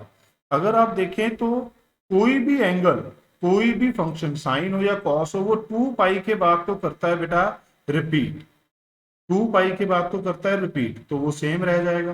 बट अगर पाई हो, पाई के बाद जो कॉस है, आपको पता है ये रेफरेंस हमें यहां से लेना होता है एंगल, ये रेफरेंस पॉजिटिव से, यहां से बड़े पाई, ये हो गया, प्लस थीटा किस में आ जाएगा, थर्ड क्वाड्रेंट में। आपको पता है आफ्टर स्कूल टू कॉलेज, यहाँ साइन पॉजिटिव है, यहाँ टेन, यहाँ पर कॉस क्या होता है बेटा, नेगेटिव। कॉस कहाँ पॉजिटिव होता है, फोर्थ क्वाड्रेंट में। तो यहाँ जब आप कॉस पाई प्लस थीटा करेंगे तो ये हमारे पास क्या आएगा, माइनस कॉस थीटा। तो इसलिए जब आप 3π करेंगे तो ये भी हमारे पास क्या आएगा, माइनस कॉस π/4।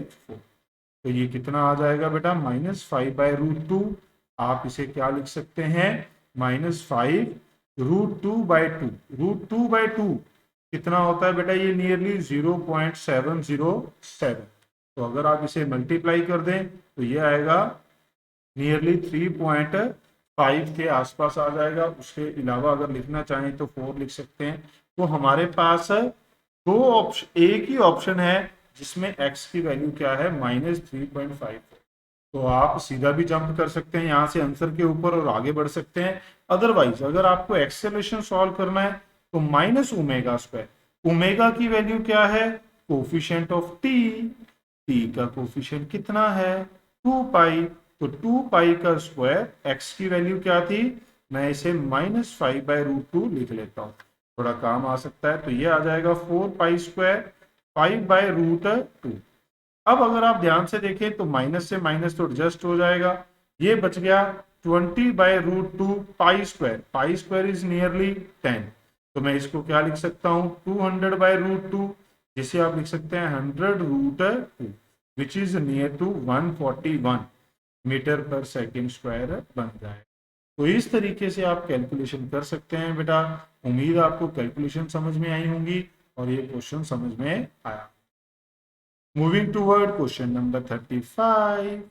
क्या कह रहा है ये, फिर से हमें जो लास्ट क्वेश्चन में हमने कॉस को कन्वर्ट किया था, पाई प्लस थीटा को माइनस कॉस थीटा लिखा था, उसकी जरूरत यहाँ पर पड़ेगी। A mass oscillate with x according to this, the acceleration of the particle। जैसे कि हमने लास्ट क्वेश्चन में भी देखा, जो एक्सेलरेशन है वो क्या होता है, -ओमेगा²x। x की वैल्यू पुट कर दीजिए यहाँ पर, x0 cos omega t -5 pi. But जो हमें दिया गया है, अगर आप इसको ध्यान से देखें तो आगे माइनस नहीं है, a तो बन जाएगा, ये a तो सीधा सीधा दिख गया आगे वाला। इस माइनस को हमें अंदर लेकर जाना पड़ेगा कॉस के, और माइनस कॉस थीटा तो क्या लिखा जा सकता है बेटा, either you can write pi plus theta और you can write cos pi minus theta. क्योंकि मैंने अभी अभी आपको बताया था, आफ्टर स्कूल टू कॉलेज, यहाँ पर सेकंड क्वाड्रेंट में भी कॉस नेगेटिव होता है और थर्ड क्वाड्रेंट में भी कॉस नेगेटिव होता है, दोनों लिख सकते हैं। बट हम कौन सा लिखेंगे यहाँ पर, इस माइनस को एडजस्ट करने के लिए, हम कौन सा लिखेंगे, अगर आप ध्यान से देखें तो ये पूरी टर्म हमारे पास किसकी तरह काम कर रही है, थीटा। अगर मैं प्लस वाले के साथ जाता हूं तो ये क्या बनेगा, पाई प्लस ओमेगा टी -पाई/4। अगर मैं माइनस वाले के साथ जाता हूं तो क्या बनेगा, pi minus omega T plus pi, क्योंकि मैंने माइनस माइनस एडजस्ट कर दिया। अब अगर आप देखेंगे, अगर माइनस वाले के साथ गए तो यहाँ ओमेगा टी नेगेटिव हो गया, बट यहाँ हमें ओमेगा टी क्या चाहिए था, पॉजिटिव। तो ये वाला हम कंसीडर नहीं करेंगे, क्योंकि हमारे पास ओमेगा टी क्या हो जाएगा, नेगेटिव। तो हम किसके साथ जाएंगे, प्लस वाले साइन के साथ जाएंगे। तो अब अगर आप ध्यान से देखें, इसको मैं अब हटा देता हूं और मैं वहां पर सीधा रिजल्ट लिखूंगा बेटा। तो ये हमारे पास क्या बन गया, ये बन गया a, अंदर ये हम cos पाई प्लस थीटा कर देंगे, तो ओमेगा टी -पाई/4। तो अब अगर आप मेरा साथ दें बेटा, ये हो गया a cos omega T pi -पाई/4। मुझे लगता है सबको मालूम है ये 3 पाई/4 होता है, तो ये प्लस 3 पाई/4। ओके, तो कौन सा आंसर बन गया। अब अगर आप कंपेयर करें जो हमें डाटा गिवन है उसके साथ, अगर आप कंपेयर करते हैं बेटा, तो a की वैल्यू हो गई ओमेगा² और फाई की जो ये डेल दिया है हमें, डेल की वैल्यू हो गई 3 पाई/4। तो आप देख सकते हैं first option will be the right answer for this type of question. आगे बढ़ते हैं, क्वेश्चन नंबर 36 क्या कह रहा है, displacement of the particle executing simple harmonic motion is given by this, the amplitude and the maximum speed। Amplitude तो सीधा coefficient से मिल गया, a is equal to 3। Maximum speed के लिए हमें क्या चाहिए, ओमेगा एंड a। ओमेगा कहां से आएगा, p के कोफिशिएंट से, 2 पाई, a की वैल्यू 3, इट बिकम्स 6 पाई। तो क्या आंसर आएगा बेटा, 3 and 6 pi. C option will be the right answer. Moving toward question number 37। क्या कह रहा है, a particle execute SHM of period 12 second. After 2 second it passes through the centre of oscillation the velocity is found to be this the amplitude of oscillation. Important question है, काफी बच्चे इसे नहीं कर पाते क्योंकि इसकी स्टेटमेंट ही नहीं समझ में आती। इंग्लिश में भी यहाँ पर थोड़ी सी प्रॉब्लम है, ज्यादातर बच्चे स्टेटमेंट नहीं समझ पाते हैं। ध्यान से देखिए कैसे करते हैं। क्वेश्चन नंबर 37 में कह रहा है हमारे पास टाइम पीरियड है 12 second. After 2 seconds it passes through the centre of oscillation. इस लाइन को समझना है। कहता है जब ये centre of oscillation main position को पास करता है उसके 2 सेकेंड के बाद, after passing through main position, after 2 second it passes through centre of oscillation. Centre of oscillation को पास करने के 2 सेकेंड बाद इसी स्टेटमेंट में ज्यादातर प्रॉब्लम बच्चों को रहती है। उम्मीद है आपको ये स्टेटमेंट समझ में आई होगी बेटा। यहां पर उसकी स्पीड कितनी है, यहां पर उसकी स्पीड है 3.142 सेंटीमीटर पर second. The amplitude of oscillation हमें निकाल।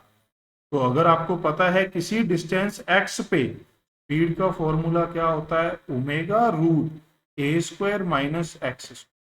ये है 3.142 सेंटीमीटर, सब कुछ सेंटीमीटर में चलेगा।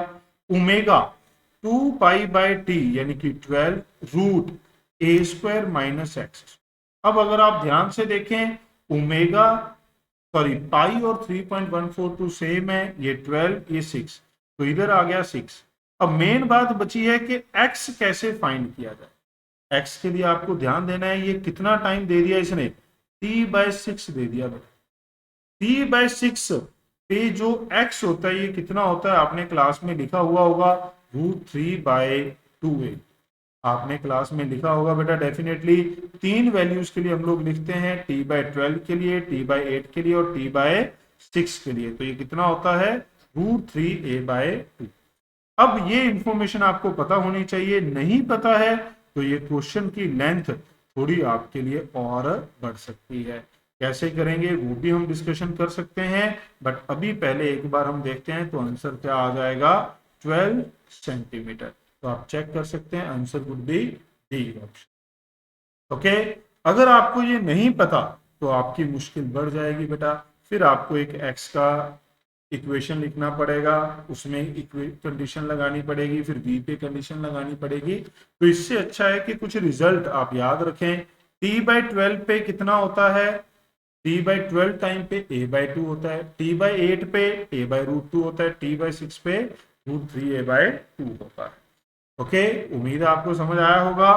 क्वेश्चन नंबर 38 क्या कह रहा है, a particle executing simple harmonic motion with an amplitude 5 centimetre. Amplitude कितना है 5 सेंटीमीटर। टाइम पीरियड कितना है 0.2 second. Velocity and acceleration of the particle when displacement is 5 centimetre. यानी कि वो कहां पर है बेटा, एक्सट्रीम पोजीशन पे। जब डिस्प्लेसमेंट 5 है यानी कि एम्पलीट्यूड के बराबर, तो कौन सी पोजीशन है ये, एक्सट्रीम पोजीशन। और कौन सी, पॉजिटिव एक्सट्रीम, क्योंकि डिस्प्लेसमेंट +5 दिया है, ये 0 है, यहां होगा +5, यहां होगा -5। तो अब अगर आप देखें तो एक्सट्रीम पोजीशन पे वेलोसिटी क्या होती है 0 और एक्सेलरेशन क्या होता है मैक्सिमम टुवर्ड मेन पोजीशन। तो कितना होगा वो ω²a। अगर आप ऑप्शंस में देखें तो प्लस और माइनस के साथ चीजें चल रही हैं तो आपको माइनस लगाना है। ओमेगा क्या होता है 2 पाई/t, t कितना है 0.2 का स्क्वायर। एक्स एम्पलीट्यूड क्या था 5 सेंटीमीटर, तो आप इसे क्या कह सकते हैं 10⁻²। अब अगर आप देखें तो ये क्या हो जाएगा 10 पाई का स्क्वायर, ये हो जाएगा 5 इंटू 10⁻²। ये आ गया हमारे पास 100 पाई स्क्वायर, 5 10⁻², ये कट गया तो it would be -5 pi square. तो ये हमारे पास एक्सेलरेशन है, वेलोसिटी क्या थी 0, answer will be C option. Moving toward question number 39। इस क्वेश्चन में देखिए बेटा ध्यान से, a particle executing SHM with time period t and amplitude a, mean velocity of the particle averaged over quarter oscillation. Mean velocity बोल दी बेटा, क्या बोल दी, mean velocity average over quarter oscillation. Quarter 1/4 oscillation, कहीं से भी अगर आप स्टार्ट करते हैं, हम जनरली कहां से स्टार्ट करते हैं, मीन से, तो 1/4 ऑसिलेशन तो यही हो जाएगी 1/4 ऑसिलेशन, क्योंकि कंप्लीट क्या ये होगी, नेक्स्ट 1/4, ये नेक्स्ट 1/4, ये 1/4, तो ये कंप्लीट ऑसिलेशन हो जाती है। तो 1/4 ऑसिलेशन में डिस्प्लेसमेंट कितना होगा, ए। ये क्या होता है, मीन से एक्सट्रीम तक का डिस्टेंस, एम्पलीट्यूड। टाइम कितना लगता है, t/4। तो मीन वेलोसिटी, मीन मतलब average velocity, displacement by time. तो डिस्प्लेसमेंट कितना है, a, टाइम कितना है, t/4, it becomes 4a/t, 4a/t। Moving toward question number 40 number question क्या कह रहा है बेटा, a block of mass m is attached to the spring of spring constant k free to oscillate with angular velocity omega in a horizontal plane without friction or clamping. It is pulled to distance x naught and pushed toward the center with velocity v naught। ये important line है, यहां पर भी बच्चों जो students हैं वो confuse हो जाते हैं स्टेटमेंट में। क्या कह रहा है, एक हमारे पास सिस्टम है जो ऑसिलेट कर रहा है, x0 पे हम इसकी मीन पोजीशन मान लेते हैं, दिया हुआ है, ठीक है, x0 पे इसकी मीन पोजीशन। जब इसे x डिस्टेंस पुल किया गया, यहां पर कितना डिस्टेंस पुल कर लिया, x0, तो ये x0 पोजीशन पे आ गया, and pushed toward the centre with velocity. अब मैंने इसको धक्का दे दिया, पुश कर दिया, सच दैट इसके पास वेलोसिटी कितनी आ जाए, क्या ये बात समझ में आई। तो बेटा मीन पोजीशन से x0 डिस्टेंस पे वेलोसिटी का फॉर्मूला क्या होता है, omega root A square minus x.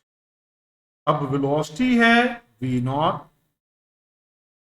Distance है x0, हमें क्या फाइंड करना था, amplitude.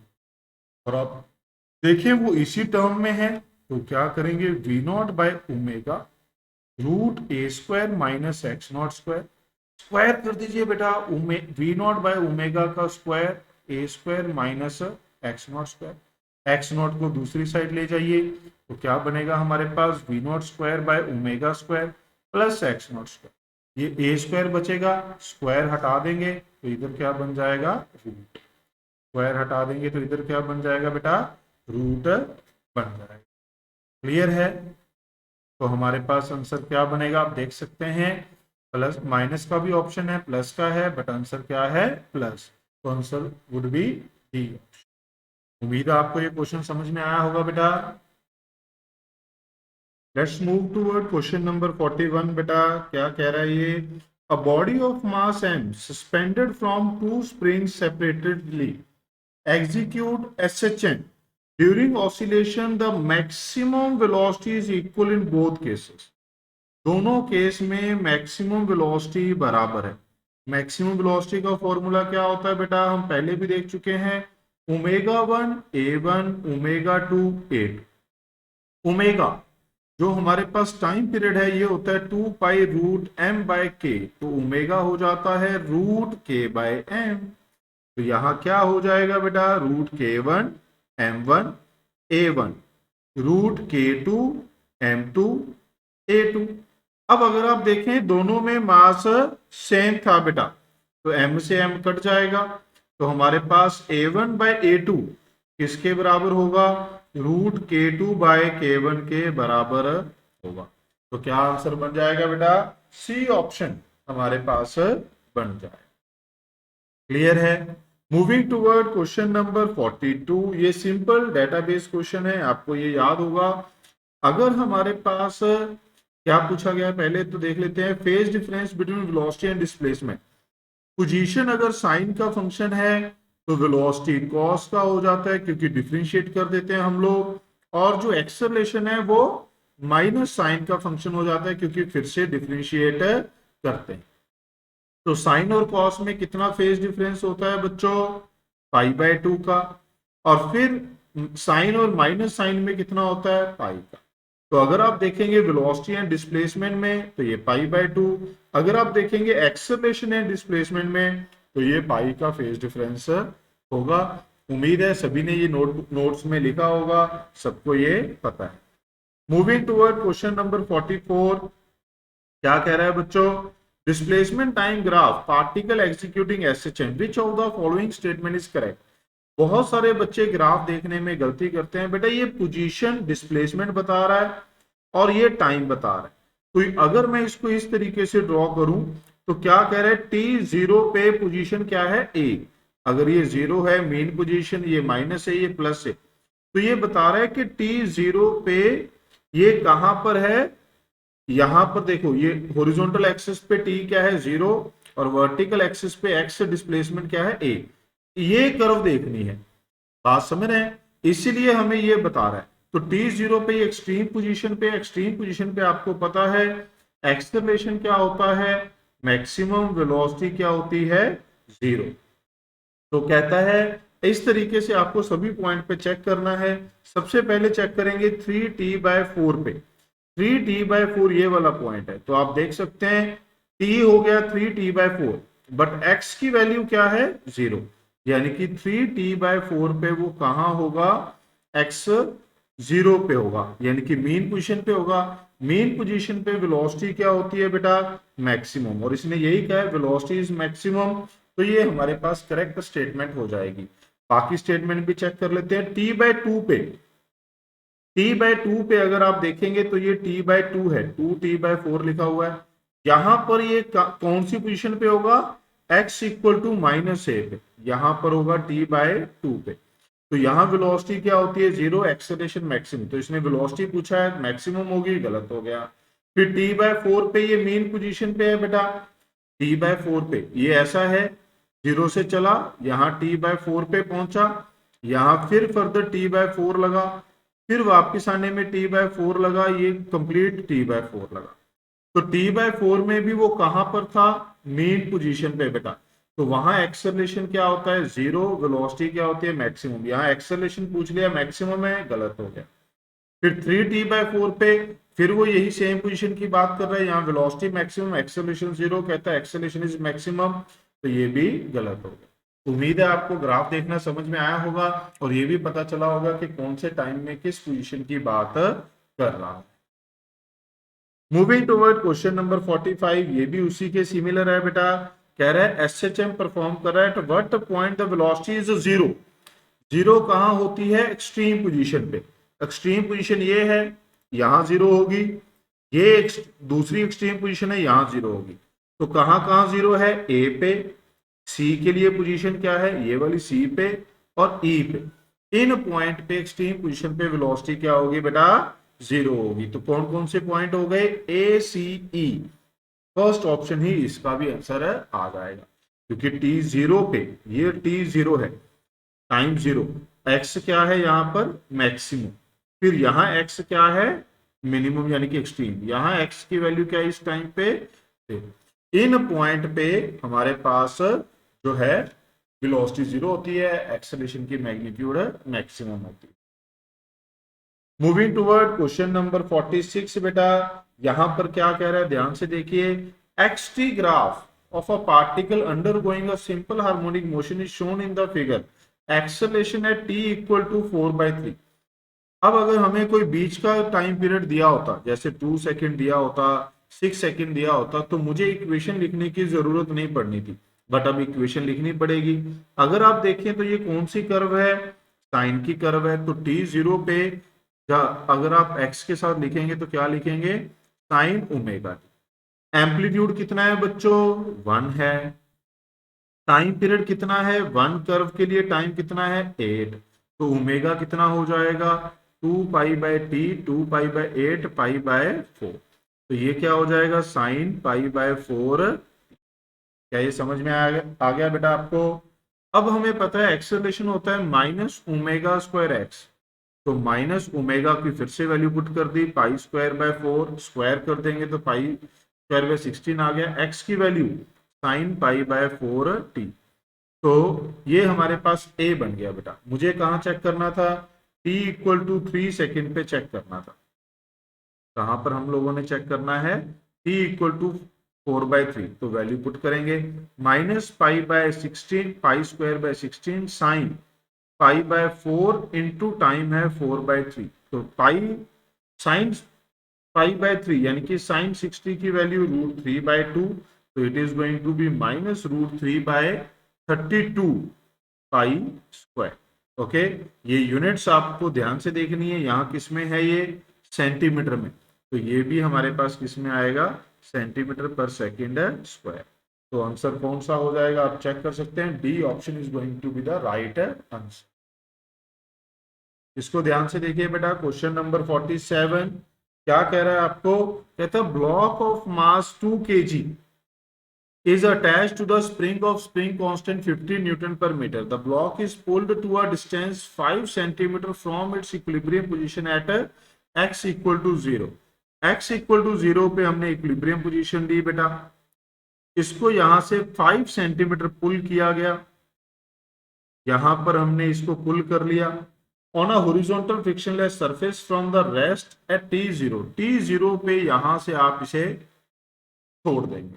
The displacement of the particle of the block at any time t, यहां पर थोड़ा सा स्टेटमेंट देते समय कहीं पे मिस हो गया, क्या ऑन, ये तो दे दिया from its equilibrium position, pulled है, पुल करके लेकर गए, यहां पर क्या आना था, horizontal surface and released from rest, and released from rest at t equal to 0। ये वर्ड इस स्टेटमेंट में मिस हो गया बेटा, क्लियर है, इसकी वजह से शायद जो बुक है उसने आंसर गलत दे दिया, इसका आंसर ये नहीं आना चाहिए, क्या आएगा ध्यान से देखिए बेटा, एक्सट्रीम पोजीशन पे छोड़ा गया है, बहुत कॉमन क्वेश्चन है, सब जगह पर अवेलेबल है, बट इंटरनेट पे अगर आप किसी और जगह पर देखेंगे तो आपको इसका आंसर अलग भी दिखाई दे सकता है, आपको इसका आंसर ए ऑप्शन भी दिखाई दे सकता है जो आंसर की में दिया है, बट कहां से छोड़ा गया है, एक्सट्रीम पोजीशन से, तो एक्सट्रीम पोजीशन पे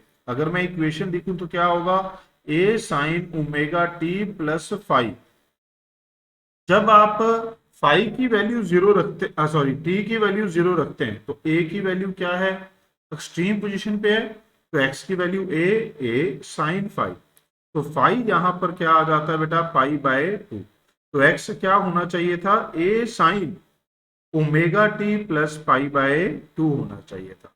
अब अगर आप देखें ओमेगा की वैल्यू कितनी है, √k/m, k/m, तो ये कितना हो जाएगा 50/2 यानी कि ये 5 हो जाएगा, और a की वैल्यू कितनी है, जिस पॉइंट से छोड़ा जाता है वही एक्सट्रीम पोजीशन है, तो मीन से कितनी दूर लेकर गए थे 5, तो यही एम्पलीट्यूड है, तो ये कितना आ जाएगा 5 सेंटीमीटर। अगर आप ऑप्शन में देखें तो हमारे पास कुछ इस तरीके से है, और जो ओमेगा है वो SI यूनिट में है, तो आप इस a को क्या लिख सकते हैं 0.05, 5 सेंटीमीटर लिख सकते हैं, 0.05 मीटर लिख सकते हैं। क्या ये बात समझ में आई बेटा आपको, क्लियर है, तो ये हमारे पास क्या हो जाएगा, साइन ओमेगा की वैल्यू भी क्या थी 5t π/2, तो जब आप साइन π/2 प्लस थीटा करते हैं तो ये क्या हो जाता है कॉस थीटा, और आपको पता भी है एक्सट्रीम पोजीशन पे अगर आप t0 पुट करेंगे तो x की वैल्यू क्या आ जाएगी, कॉस की वैल्यू 1, x की वैल्यू a के बराबर आ जाएगी। अगर आप इसमें t0 पुट करेंगे तो साइन 0 0 x यहां पर होना चाहिए था, या तो इस स्टेटमेंट में थोड़ी सी गड़बड़ है बेटा, ठीक है, कि ये जो यहां पर लिखना चाहते थे इन्होंने अप्रोप्रिएट वे में नहीं लिखा है, बट इन जनरल ये क्वेश्चन बनता है कि जब हमें एक्सट्रीम पोजीशन से इसे पुल किया गया तो यहीं से हम इसको छोड़ेंगे, अगर आप यहीं से छोड़ोगे तो इक्वेशन का आंसर ये आना चाहिए था। अगर कुछ और ये डाटा देना चाहता था कि पुल किया रिलीज कर दिया, बट हमें मेजरमेंट यहां से लेनी है, बट इसने साथ में ये भी कहा है from rest at t equal to 0, t equal to 0 पे वो यहां पर रेस्ट पे हो ही नहीं सकता। अगर मैं इस इक्वेशन को डिफरेंशिएट कर दूं, अगर मैं इस इक्वेशन को क्या कर दूं बेटा, डिफरेंशिएट कर दूं, तो वेलोसिटी क्या आ जाएगी, कॉस का फंक्शन आ जाएगी 0.055 कॉस ओमेगा टी, तो t0 पे वेलोसिटी 0 हो ही नहीं रही, इसने t0 पे क्लियरली क्या है रेस्ट पे है, तो इसका आंसर आपको क्या करना पड़ेगा बेटा, करेक्ट करना पड़ेगा, तो इसमें क्या आएगी, करेक्शन आएगी इन आंसर की बेटा। ओके, कोई बात नहीं बेटा, बहुत अच्छी बुक है। ज्यादातर क्वेश्चन के आंसर ठीक होते हैं, बट कुछ कुछ कभी गलत भी हो सकते हैं। ठीक है, कोई छोटी मोटी मिस्टेक हो जाती है। Okay, moving toward question number 48। बेटा क्या कह रहा है, ध्यान से देखें। 1 kg block is attached to a spring vibrate with the frequency this on a frictionless horizontal table. Two springs identical to original spring are attached in parallel to this on the same table. The frequency of vibration of 8 kg. ध्यान से देखेंगे। पहले case में पहले case में एक block जो है 1 kg का, वो एक स्प्रिंग के साथ अटैच था, तो ओमेगा क्या हो गया, √k/m, और ओमेगा हमारे पास क्या होता है 2πf, तो ये हो गया 2πf। f कितना दे रखा है 1 हर्ट्ज। ये क्या था k, और ये क्या था मास 1, तो k की वैल्यू √k की वैल्यू क्या हो गई 2π। This is equation number 1। Case 2 में अब हमारे पास दो ऐसे ही आइडेंटिकल स्प्रिंग्स हैं जो 8 kg ब्लॉक के साथ जुड़े हैं, और किसमें जुड़े हैं बेटा, पैरेलल। किसमें जुड़े हैं, पैरेलल में। तो पैरेलल में k इक्विवेलेंट क्या हो जाता है k1 + k2, तो यहां पर ये कितना हो जाएगा 2k। तो अब जो हमारे पास ओमेगा होगा वो कितना होगा, k equivalent divide by total mass. k equivalent है 2k, टोटल मास कितना है 8। तो अब ये हमारे पास क्या हो गया 2πf', ये हो गया √k/4। आप इसे लिख सकते हैं √k/2। √k की वैल्यू हमने पहले फाइंड करी थी बेटा, तो आप क्या लिख सकते हैं, आप लिख सकते हैं 2π/2, 2πf', ये कट जाएगा, तो हमारे पास f' की वैल्यू क्या आ गई 0.5 और 1/2 हर्ट्ज। तो क्या आंसर बन जाएगा, B option will be the right answer for this question. Okay, उम्मीद है आपको समझ में आया होगा बेटा। Moving toward question number 49। क्या कह रहा है, अ 10 kg collar is attached to a spring. It slide without friction over a horizontal rod. Collar is displaced from its equilibrium position by 20 cm and released. What is the speed of its oscillation? यहां पर भी थोड़ी सी गड़बड़ दे दी बेटा। कौन सी speed, कौन सी speed, average speed अलग होती है, मैक्सिमम स्पीड अलग होती है। तो यहां पर क्या मिसिंग है, एवरेज स्पीड जानना चाहता है या मैक्सिमम स्पीड। तो हम मैक्सिमम स्पीड के साथ इसे इन जनरल सॉल्व करते हैं। कई बार बच्चे पूछते हैं सर कॉलर का मतलब यहाँ क्या है, ये आप इस तरीके से समझ सकते हैं बेटा कि ये एक रॉड है, इस रॉड के ऊपर यहाँ पर कोई एक स्प्रिंग, यहाँ पर ऐसे एक स्प्रिंग है, स्प्रिंग के साथ एक रिंग ऐसे लगी होती है, इस रिंग को क्या बोल दिया जाता है, कॉलर। ये क्या है, रिजिड सपोर्ट। क्या ये बात समझ में आई, ये ऐसे ऐसे ऑसिलेट करेगा। ओके, तो इसकी अगर आप देखें मैक्सिमम वेलोसिटी क्या होगी, वो होगी ओमेगा इंटू ए। ओमेगा कितना होगा √k/m। ए क्या होगा, जितना हमने मेन पोजीशन से इसे डिस्प्लेस करके छोड़ा है, उन दोनों के बीच का जो डिस्टेंस होता है वो क्या होता है बेटा, हमारे पास ए होता है। तो आप इसमें आराम से वैल्यू पुट कर सकते हैं। 600 डिवाइड बाय मास कितना है 10, ए कितना है 20 सेंटीमीटर, आप इसे 0.2 लिख सकते हैं, तो ये आ जाएगा √60 into 0.2 metre per second. Okay बेटा, उम्मीद है आपको समझ आया होगा। Moving to our last question of this video, question number 50। मैं उम्मीद करता हूं कि आपने वीडियो को लाइक शेयर सब्सक्राइब किया होगा बेटा। ध्यान से देखिए question number 50। The frequency of oscillation of mass m suspended by spring is μ1। The length of the spring is cut into 1/2। ये हमारे पास एक स्प्रिंग है बेटा, जिसका spring constant k, length l है। जब आप इसे कट करते हैं दो लेंथ में, तो लेंथ के साथ साथ जो स्प्रिंग कांस्टेंट है वो भी बदल जाता है। आप इस स्प्रिंग कांस्टेंट को कैसे फाइंड करते हैं, k1 l1 equal to k into L, k2 l2 is equal to k into L. इस तरीके से आप ये स्प्रिंग कांस्टेंट दोनों पार्ट का फाइंड कर सकते हैं। और इस क्वेश्चन में बेटा इसको हमने दो हिस्सों में डिवाइड किया है, तो इसका मतलब L1 कितना है L/2, तो ये हमारे पास कट जाएगा, तो K1 कितना हो जाएगा 2K। ऐसे ही K2 भी क्या हो जाएगा बेटा 2K। तो ये आपको पता होना चाहिए कि जो स्प्रिंग कांस्टेंट है ये इनवर्सली प्रोपोर्शनल टू लेंथ होता है। अगर लेंथ कम होगी तो K बढ़ जाएगा। और कैसे K कैलकुलेट करते हैं ये आपने क्लास में भी सीखा होगा और हमने यहां पर भी आपको बता दिया।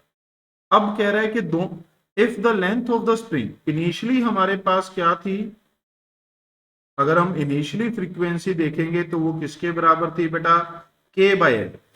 अब क्या कह रहा है हमें, if the length of the spring is cut in one half the same mass oscillate with the frequency of, mass जो ऑसिलेट कर रहा है वो क्या रखना है सेम।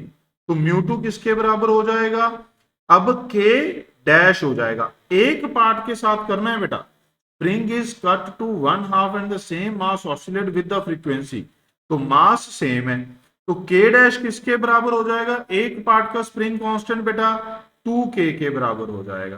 तो ये हमारे पास किसके बराबर हो गया, √2 टाइम्स इनिशियल फ्रीक्वेंसी। तो हमारे पास μ2/μ1 इज इक्वल टू √2। तो हमारे पास आंसर क्या बन जाएगा बेटा, B option will be the right answer for this question. उम्मीद है आपको सभी क्वेश्चन के सॉल्यूशन समझ में आए होंगे बेटा, और आपने अपने दोस्तों के साथ भी हमारे चैनल को शेयर किया होगा और इस वीडियो को लाइक किया होगा। Thanks for watching. Remember to like, comment, share and subscribe. Keep studying.